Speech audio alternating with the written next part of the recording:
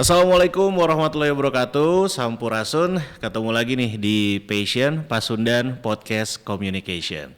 Nah, hari ini saya tidak sendirian ya, dan tentunya masih ditemani sama bintang tamu yang akan ngobrol-ngobrol banyak seputar hal-hal yang tentunya akan kita obrolkan di hari ini. Dan hari ini spesial karena saya kedatangan kedua ketua program studi dari kampus saya dan kampus yang bermitra dengan kampus saya. Yang pertama ada Bapak Haji Rasman Sonjaya. Selamat pagi, siang, sore, dan malam Pak, karena ini yang dengerin banyaknya macam-macam lah ya. Ini Ketua Prodi Ilmu Komunikasi FISIP Unpas. Apa kabar? Assalamualaikum, Sampurasun. Alhamdulillah, baik. Dan juga tentunya saya ditemani barengan sama Kang Dr. Muhtar Fahrul. Bentar, saya takut salah nih Kang.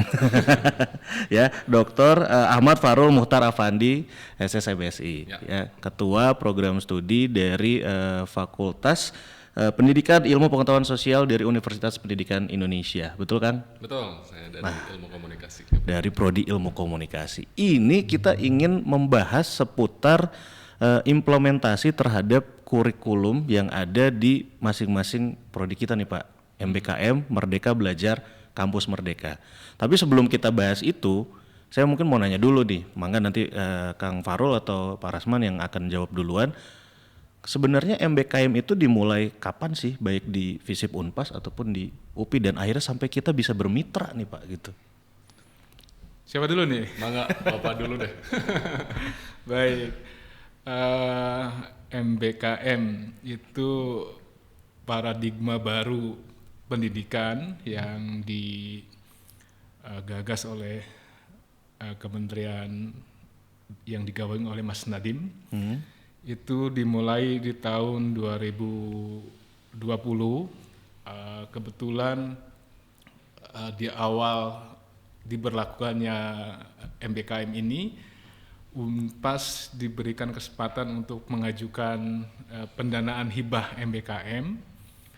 Alhamdulillah dari 10 prodi yang diajukan oleh Universitas Pasundan, itu 9 prodi itu mendapatkan bantuan hibah MBKM, dan 1 prodi itu diantaranya adalah prodi ilmu komunikasi.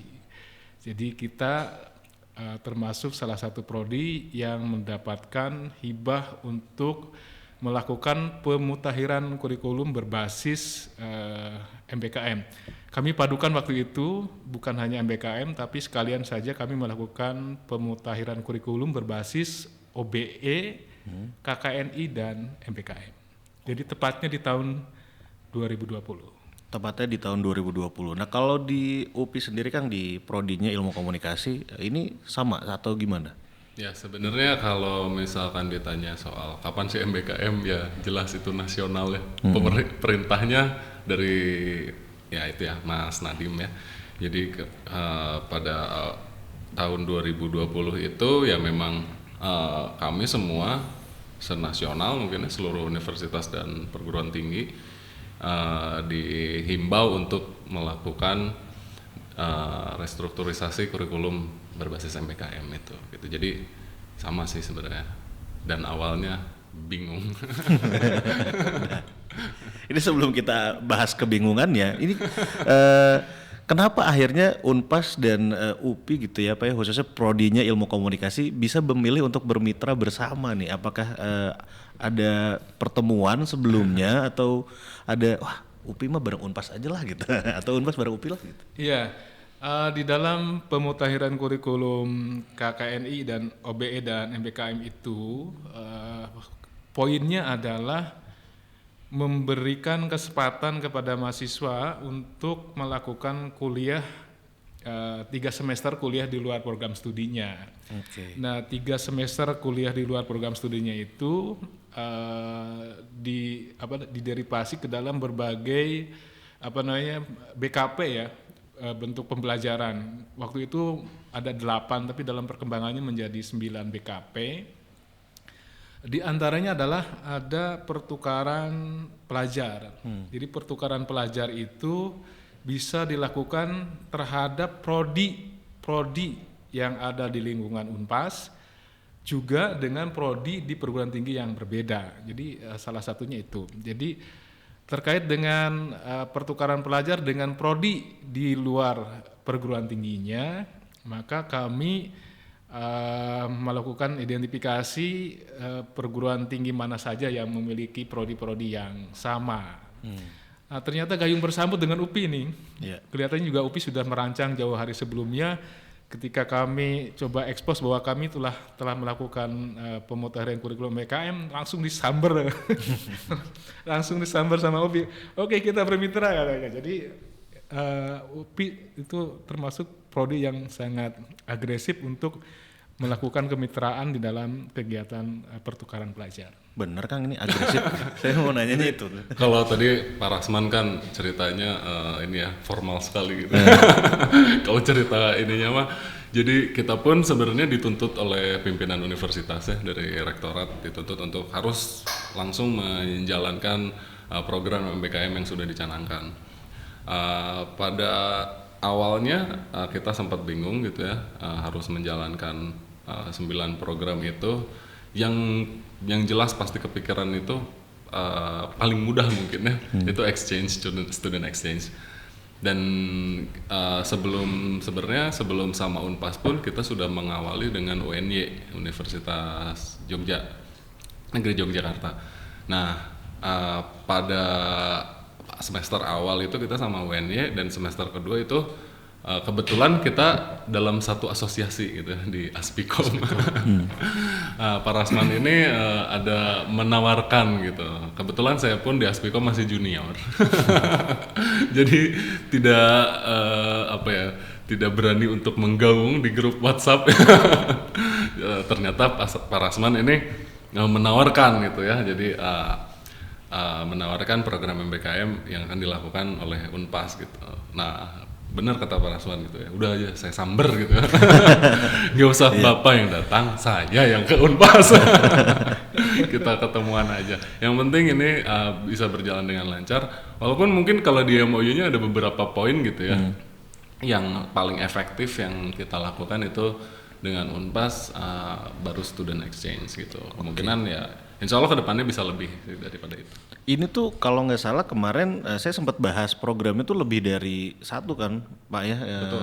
Selain student exchange ada magang, kemudian juga yang lainnya juga ada membuat bisnis juga ada ya, proposal bisnis. Kemudian juga mungkin nanti kita bisa breakdown lagi sebenarnya program-programnya ada lebih dari satu, tapi yang sudah dilakukan oleh Unpas dan juga UPI itu adalah pertukaran pelajar. Nah, sejauh ini implementasinya seperti apa nih terhadap pertukaran pelajar yang sudah kita lakukan ini nih? Mangga, Kang Farul duluan mungkin. Mungkin kalau kita kemarin yang sudah kita lakukan itu student exchange, awalnya memang ya ini tidak resiprokal gitu ya, antara UPI dan Unpas ini. Cuma berdasarkan pengalaman mungkin kedepannya akan resiprokal gitu. Gitu. Jadi ya itu kita sama-sama tahu gitu ya, lebih efektif mana gitu ya dengan dibuka secara gamblang atau kita fokuskan beberapa orang saja gitu. Sepertinya lebih efektif yang kita berikan kuota gitu. Tapi saya juga pengen sih ke depannya ada program yang lain, Pak. Atau kayak apa gitu, kayak penelitian bersama gitu ya, yang saling didanai lah. Iya, ini menarik Pak. Iya. Ini kalau dari Pak Rasman gimana nih? Ya, MBKM ini pada awalnya ada 8 BKP ya. Nah, 8. Tapi dalam perkembangannya menjadi 9 BKP, antara lain ada pertukaran mahasiswa, magang, mengajar di sekolah, penelitian, kemudian bela negara, proyek kemanusiaan, kewirausahaan mahasiswa, studi atau proyek mandiri, dan membangun desa. Alhamdulillah untuk Prodi Ilmu Komunikasi FISIP Unpas untuk saat ini sudah beberapa BKP yang sudah diikuti oleh mahasiswa. Di antaranya adalah yang pertama tentu saja pertukaran pelajar. Pertukaran pelajar ini bukan hanya prodi-prodi yang ada di lingkungan Unpas, tapi juga sudah merambah ke perguruan tinggi lain.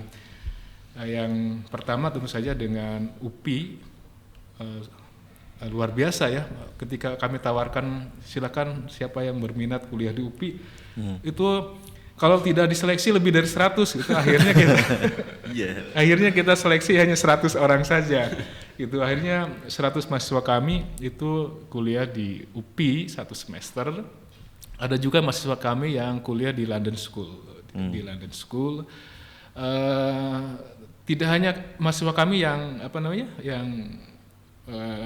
belajar di perguruan tinggi lain, ada juga beberapa mahasiswa perguruan tinggi lain yang kuliah di kita. Contohnya adalah mahasiswa Unhas dari Universitas Hasanuddin ada kuliah di kita.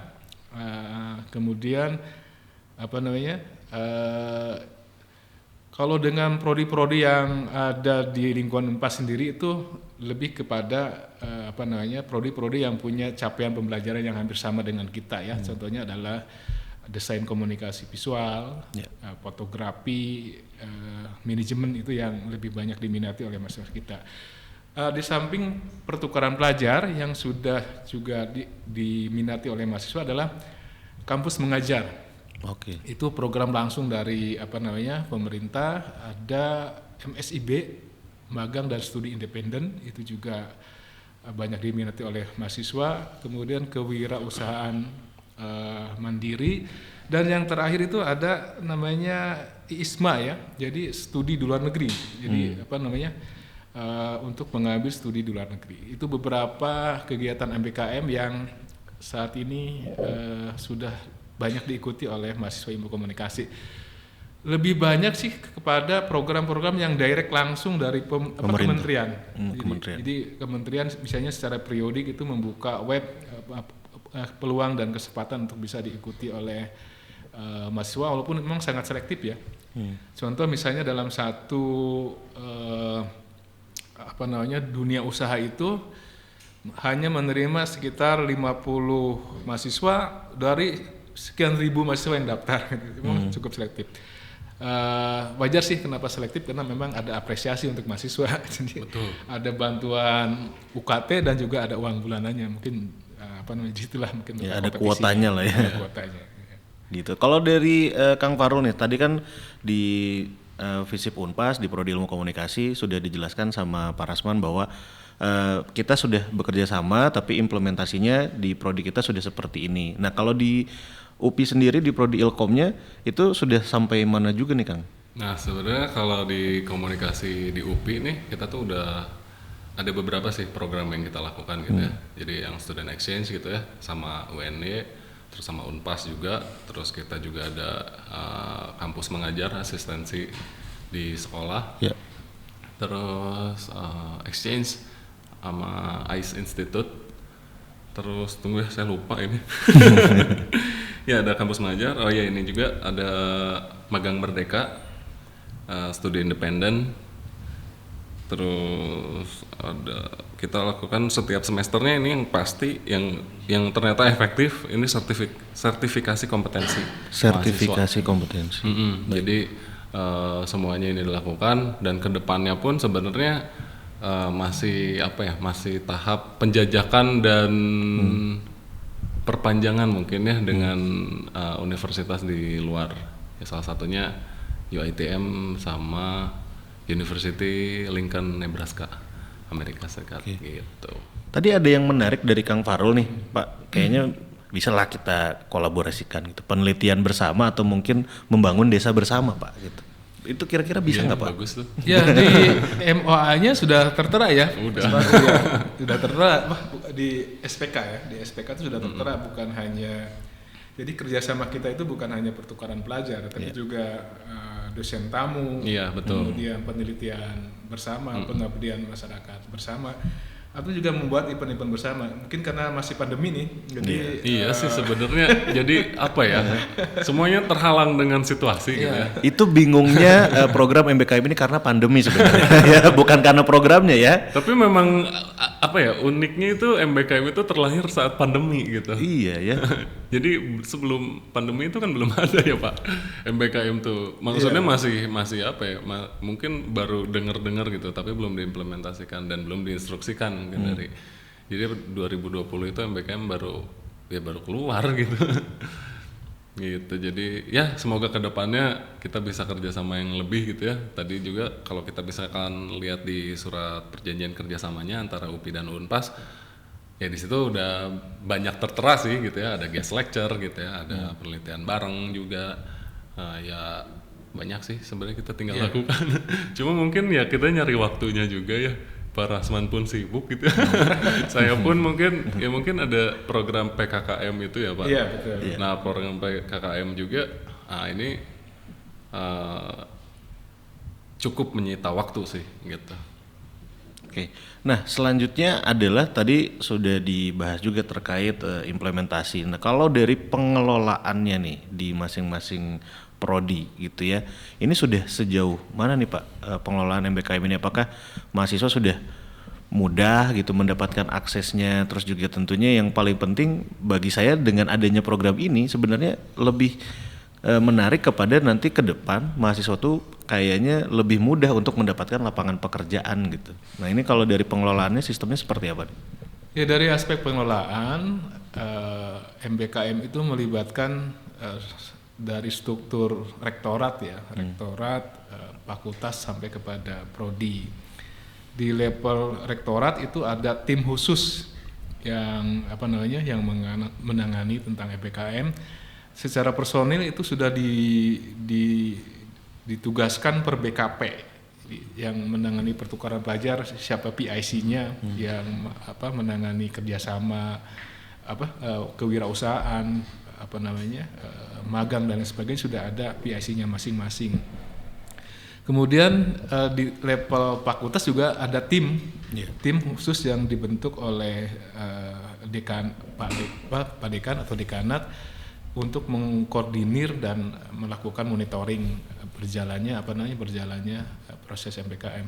Nah di tingkat prodi itu kami menugaskan staf khusus ya.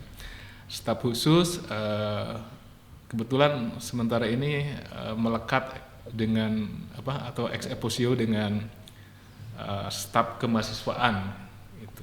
Jadi yang menangani ada staf khusus yang melakukan identifikasi, informasi, monitoring dan lain sebagainya sampai kepada hasil akhir dari proses MBKM itu sendiri. Walaupun mungkin dalam perjalanannya masih ada sajalah kendala-kendala yang masih kita hadapi, di antaranya adalah konversi nilai. Oke. Ini yang sering jadi pertanyaan baik dari yang bertukar atau dari mahasiswa kita juga. Sebenarnya bukan nilai ya.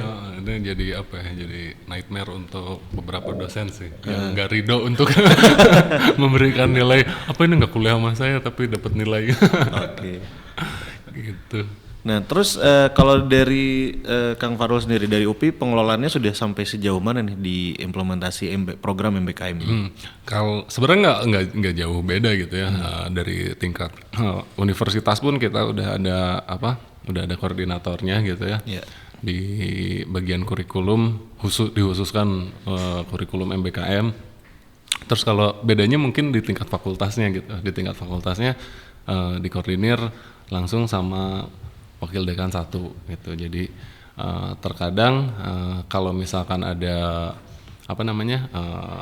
sosialisasi yang baru gitu ya, peraturan-peraturan MBKM itu biasanya dari tingkat universitas turun ke fakultas.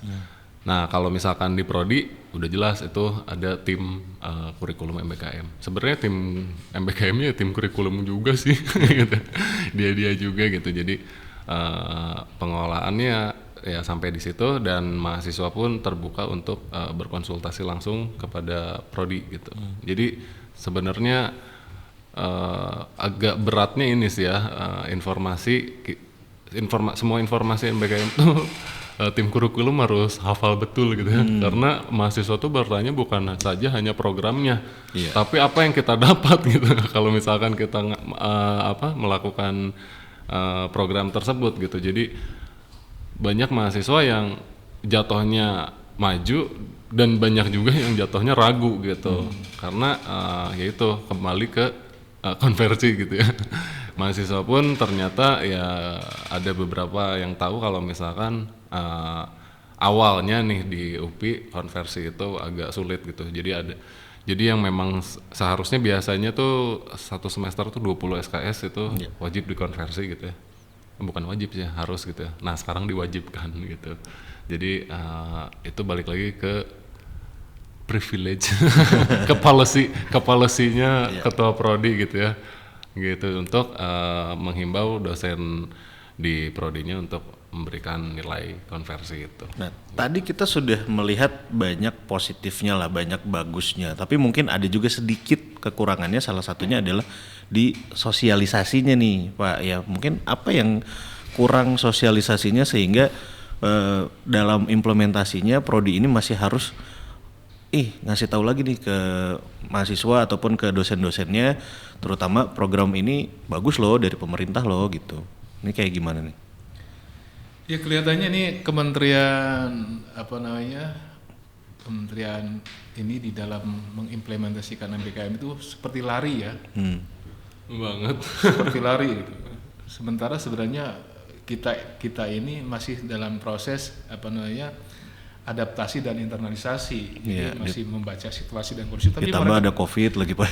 Mereka lari gitu, sepertinya lari, sehingga banyak informasi itu deras sekali di publish ke publik.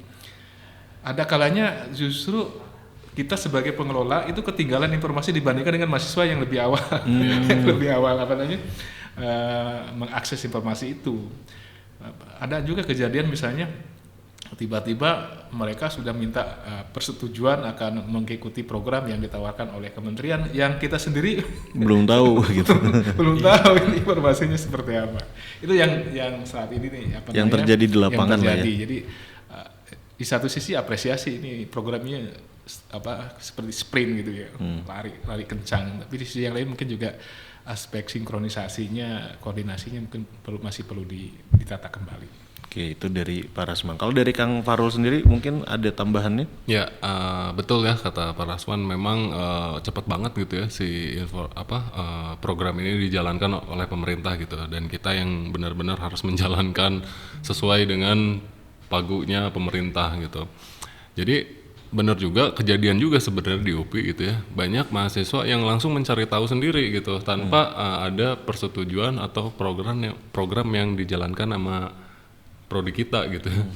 Jadi jujur aja kemarin kita kecolongan itu salah satunya yang tadi saya sebutin sih sebenarnya, kampus mengajar gitu, dimana komunikasi di UPI tidak jatuhnya tidak menyarankan untuk mengambil itu, karena kamu mau ngajar apa gitu. Jadi media literasi gitu ya, kamu kan ngajar baca gitu, baca yang baik yang benar gimana. Enggak. Jadi kalau di UPI sendiri tidak menyarankan itu gitu. Salah satu yang program yang memang sekali-kalinya kita di semester, kalau nggak salah di semester ganjil kemarin, itu diambil satu mahasiswa gitu, dimana sebenarnya tidak disarankan, cuma si mahasiswanya udah daftar ya, jadi kita gimana gitu. Jadi sebenarnya bagus ya si program MBKM sendiri. Kalau misalkan untuk saya pribadi, kalau misalkan waktunya cukup untuk diolah gitu di program studi kita gitu, karena mahasiswa tuh nantinya punya menjadi lulusan dengan ilmu yang bukan hanya ilmu itu gitu loh. Jadi dia punya ilmu lain gitu. Walaupun kalau misalkan kita bisa lihat itu lintas prodi gitu ya, nggak harus sesama komunikasi kok gitu ya. Iya benar. Jadi misalkan dari ilmu komunikasi, saya mau kuliah ke psikologi gitu ya. Walaupun itu masih ya di kita juga masih ada gitu ya psikologi komunikasi gitu. Cuma itu bagus gitu. Jadi ya itu mah balik lagi ke passion si anaknya gitu. Tapi saya nggak ini juga sih, nggak nyaran juga kalau misalkan bener-bener jomplang mungkin ya Pak. Nyaran nggak Pak kalau misalkan anaknya saya mau ngambil teknik gitu. Tapi kan dulu kejadian misalkan orang tuanya pengen anaknya di teknik tapi anaknya pengen di komunikasi. Iya bener sih. Nah ini kan program ini sebenarnya mensupport itu gitu supaya nih orang tuanya bisa lah gitu. Nah ini sebenarnya balik lagi ke restrukturisasi kurikulum nggak sih Pak? Ya di kami itu kita sediakan mata kuliah pilihan ya. Mata kuliah pilihan di kurikulum kita itu ada mata kuliah pilihan.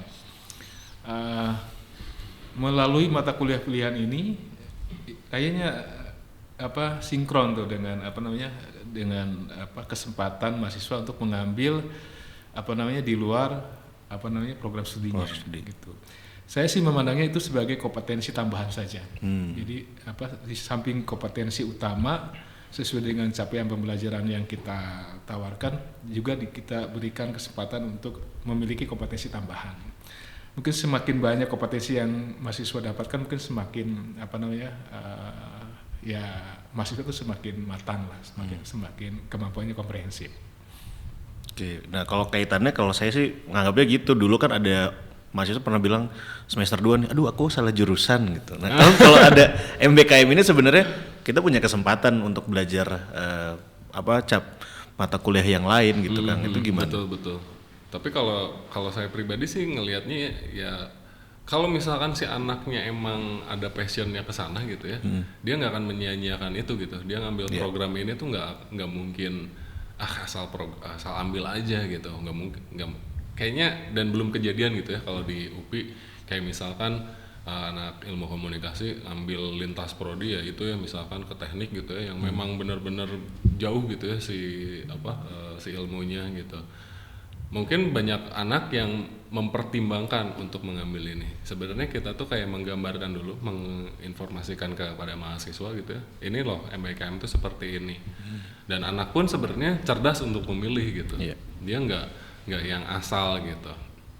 Walaupun yang tadi balik lagi ya kecolongan satu. Karena memang kalau yang di kita memang tidak menyarankan itu gitu. Jadi sebenarnya balik lagi ke si anaknya, kalau misalkan ya saya yakin mahasiswa kita semua cerdas gitu ya, dia bijak untuk memilih. Alhamdulillah nggak pernah ada yang misalkan ambil ya itu ya maksudnya lintas bener-bener beda bidang gitu ya, beda keilmuannya nggak ada gitu. Paling kalau magang pun sebenarnya yang terdaftar di Dikti juga kan yang sudah menjadi mitra Dikti gitu, mitra gitu. Jadi kayaknya istilahnya tidak akan tersesat nih anak-anak gitu. Ya jadi memang sesuai minatnya tapi nggak jauh juga dari prodi yang dia ikuti gitu ya, atau yang dia pelajari. Kayak misalkan saya dari komunikasi ke teknik gitu kan, mungkin secara bidang keilmuan jauh gitu, tapi kalau dia ingin mempelajari tentunya mungkin bisa saja, cuma kan memang dilihat tadi dari tingkat kompetensinya juga seperti apa, mungkin seperti itu Kang ya.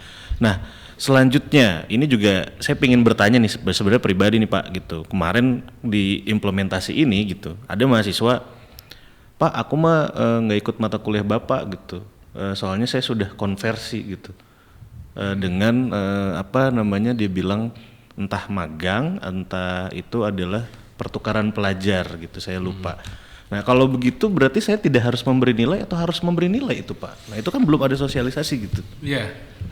Jadi itu kan tadi memberikan kesempatan, bukan keharusan tapi ya, memberikan kesempatan atau memberikan tawaran kepada mahasiswa untuk melakukan kuliah di luar program studinya selama 3 semester. Nah kegiatannya adalah salah satu di antara 8 atau 9 BKP itu. Nah ketika mereka sudah menentukan pilihan misalnya mengikuti magang baik yang direct ditawarkan oleh kementerian atau melalui kemitraan yang kita jalin, itu kan kita juga membangun kemitraan dengan dunia usaha dan dunia industri ya, beberapa sudah kita jalin.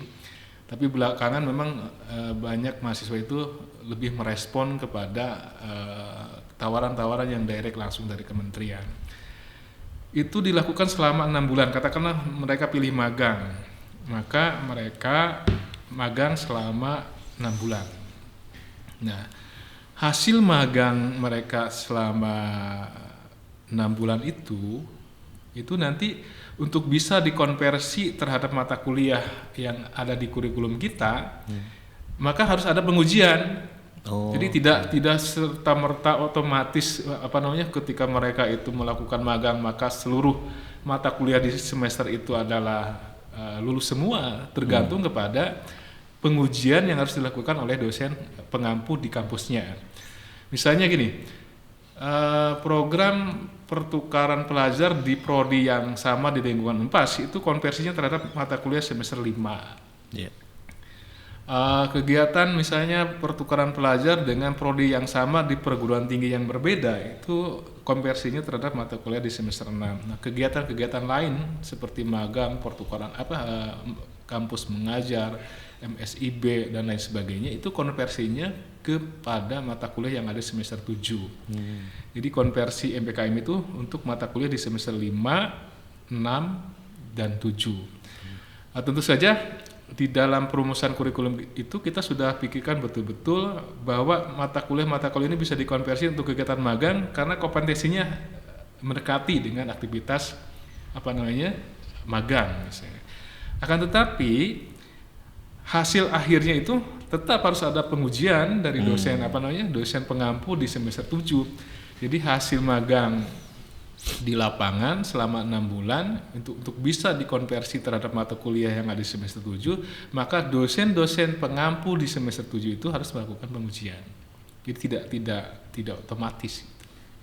Oke, baik. Berarti memang sudah ada tahapan-tahapan sebenarnya Pak ya, dan berarti memang benar nih yang saya rasakan adalah kurangnya sosialisasi berarti Pak. Iya. Ya, dan juga tentunya ini jadi sebuah kekurangan yang pasti akan selalu kita nanti perbaiki bersama dalam pengelolaannya, dan mungkin dari obrolan ini kita semua mungkin sepakat ini program yang baik, tapi memang ada kekurangan lah. Nah, diantaranya mungkin ada unek-uneknya yang apa saja nih yang harus kita sampaikan terhadap Kemendikbudristek mungkin ke depan untuk apa yang harus diperbaiki dan tentunya kita bisa lebih baik lagi gitu Pak.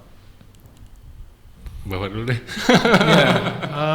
Yang sedikit menjadi kekhawatiran kita adalah ketika berganti Menteri ya? Penguasa berganti kementerian biasanya berubah pula Aturan kebijakannya. Nah, ini yang agak khawatir.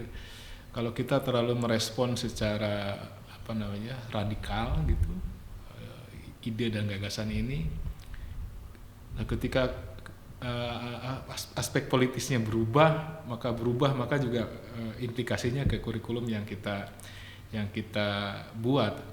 Oleh karena itu juga kami mensiasatinya belum 100% sih. Jadi pemutahiran kurikulum itu belum sepenuhnya mengadopsi 100% sesuai dengan kebijakan yang dikeluarkan. Contoh misalnya harusnya kan pertukaran pelajar dengan perguruan tinggi yang sama di PT yang berbeda itu kan konversinya kan 20 SKS misalnya. Yeah. Kami belum berani melakukan 20 SKS. Jadi kami cukup menentukan misalnya 6 SKS saja untuk beberapa mata kuliah. Jadi belum sepenuhnya mata kuliah semester itu diambil. Betul. Termasuk juga misalnya pertukaran pelajar di prodi yang yang sama di lingkungan Unpas itu harusnya kan 20 SKS, tapi sementara ini kami baru tetapkan 4 SKS saja. Karena khawatir ketika kebijakan itu berubah akan merubah segalanya, sehingga dari aspek kurikulum kan, kalau pemutaran kurikulum itu kan ada ininya, ya, ada periodenya. Termin atau periodenya. Ada periodenya 4 tahun sekali misalnya. Ini khawatir sebelum 4 tahun terjadi perubahan, berubah lagi. Itu yang pertama. Yang kedua, ini nggak tahu nih apologize atau apa ya, pandemi selalu dijadikan alasan. Memang banyak sosialisasi yang dilakukan oleh kementerian, tapi lebih banyak menggunakan media online ya, yang sekarang mungkin tingkat responnya, tingkat pemahamannya agak kurang, sehingga tadi dirasakan di lapangan itu sepertinya aspek-aspek sosialisasi dirasa masih masih kurang. Itulah beberapa kekhawatiran. Secara kalau kita lakukan evaluasi sebenarnya sih ya ini ide yang baik lah, ide yang baik, sebuah inovasi untuk memberikan ruang yang cukup luas kepada mahasiswa untuk mendapatkan kompetensi tambahan di luar kompetensi utamanya. Nah itu. Kalau dari Kang Farul sendiri, ini apa nih? Apa unek-unek ya? Unek-unek, catatan atau evaluasi dan masukan sih sebenarnya lebih ke masukan juga gitu. Kalau unek-unek gitu ya, kembali ke kecepatan program ini harus dijalankan gitu. Kita membuat merestrukturisasi kurikulum dengan waktu yang singkat gitu ya, bagaikan Roro Jonggrang yang membuat candinya. Ya Allah gitu ya. Pesan Kuryang gitu ya. Jadi ya kurikulum sih ya kemarin itu yang saya rasakan yang sangat menyita gitu ya, sangat menyita waktu untuk menyelesaikan kurikulum disesuaikan dengan program MBKM itu gitu. Lalu pencarian mitra mungkin ya, beberapa universitas mungkin kurang sejalan atau visi misinya beda terhadap MBKM. Saya pun nggak terlalu ini gitu ya, karena kan kita nggak tanya juga kenapa nggak jadi gitu ya, karena ada beberapa universitas juga yang pada awalnya kita sudah melakukan penjajakan gitu ya, sudah melakukan pertemuan secara online dan sampai saat ini tidak ada follow up gitu ya. Jadi saya nggak tahu juga ini mereka nggak mau ngejalaninnya seperti apa gitu ya, karena alhamdulillahnya kalau dengan Unpas ini cepat banget gitu ya, responsif gitu ya. Oh ini sevisi banget nih, udahlah gas aja gitu. Apa Rasman tuh kemarin gitu.